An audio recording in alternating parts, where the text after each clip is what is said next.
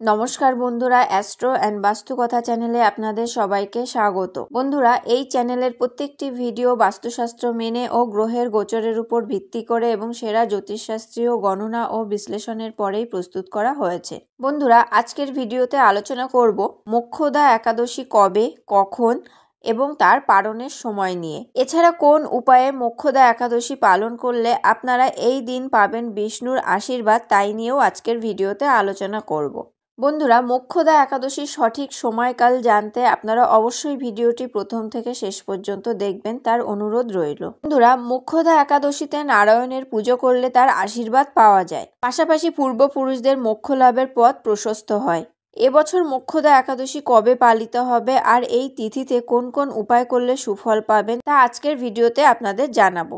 হিন্দু ধর্মে মোক্ষদা একাদশীর বিশেষ মাহাত্ম্য রয়েছে। এই তিথিতে বিষ্ণুর কৃপা লাভের পাশাপাশি পূর্বপুরুষদের মোক্ষ লাভের পথও প্রশস্ত হয়।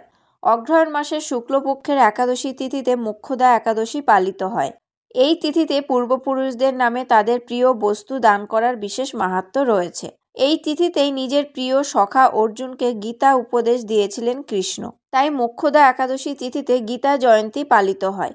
বন্ধুরা, এখন আলোচনা করছি মোক্ষদা একাদশী কবে। এবছর 11ই ডিসেম্বর মোক্ষদা একাদশীর ব্রত পালিত হবে।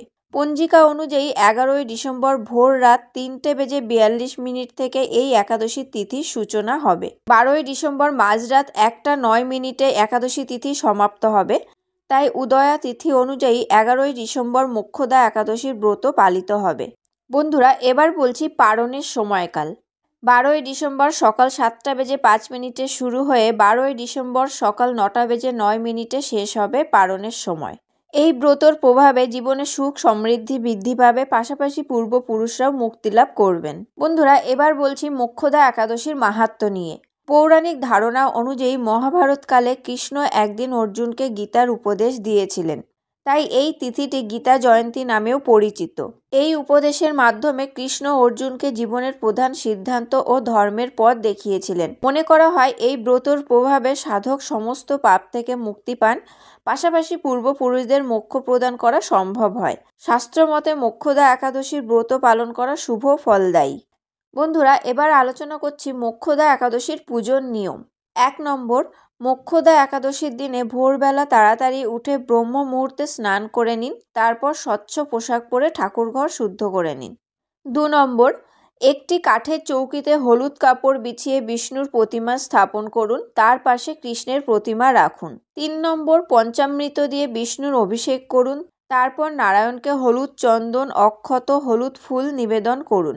4 নম্বর, বিষ্ণুর পুজোর পর মোক্ষদা একাদশীর ব্রতকথা পাঠ করুন, এরই পাশাপাশি বিষ্ণু চালিসা পাঠ করবেন। 5 নম্বর, সবশেষে নারায়ণের আরতি করে ভোগ নিবেদন করুন। 6 নম্বর, পরের দিন সকালবেলা ব্রত ভঙ্গ করে দানপূর্ণ করুন এবং অবশ্যই পালন করুন। বন্ধুরা, এবার কতগুলি বিষ্ণু মন্ত্র আপনাদের বলছি। এই মন্ত্রগুলি আপনারা একাদশীর দিন যদি জপ করেন তাহলে সুফল পাবেন। 1 নম্বর, ওম শ্রী ত্রিপুরায় বিদ্মহে তুলসী পত্রায় ধীমহি তন্ন তুলসী প্রচোদয়াৎ। 2 নম্বর, ওম তুলসী দেব্যৈ চ বিদ্মহে বিষ্ণুপ্রিয়ায় চ ধীমহি তন্ন বৃন্দা প্রচোদয়াৎ। 3 নম্বর, ওম শ্রী বিষ্ণবে চ বিদ্মহে বাসুদেবায় ধীমহি তন্ন বিষ্ণু প্রচোদয়াৎ। 4 নম্বর, ওম অং বাসুদেবায় নমঃ। 5 নম্বর, ওম আং সংকর্ষণায় নমঃ। 6 নম্বর, ওম অং প্রদ্যুম্নায় নমঃ। 7 নম্বর, ওম অনিরুদ্ধায় নমঃ।